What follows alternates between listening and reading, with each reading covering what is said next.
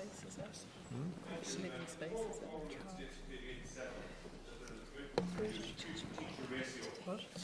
Particularly to produce smaller classes and have a greater and more beneficial impact on younger pupils.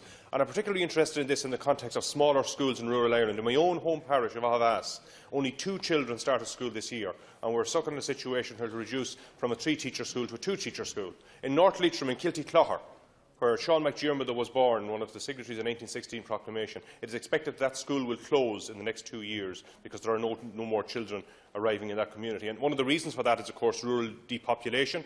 You can't get a signal on your mobile phone there. There's no broadband there. We have all these issues in rural Ireland. But specifically, the issue I want to ask about today is in relation to the pupil-teacher ratio. Will the government, in the budget, in the next couple of weeks, do something to ensure that the pupil-teacher ratio is brought into line with other European norms to ensure that our smaller schools in rural Ireland will not be under threat?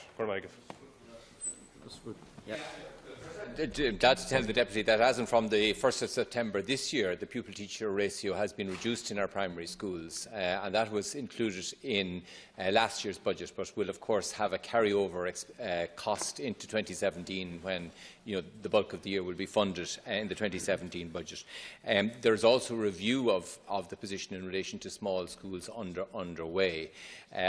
Like others, I can't give you an indication at this stage what will be included in the budget, but I am aware that there is a lot of commitment to see improvements in the pupil-teacher ratio, and indeed it has been included in the confidence and supply agreement and also in the programme for government. So there is an interest in this area, but of course those are programmes for the duration of the government, so I can't give an indication in respect of any particular budget.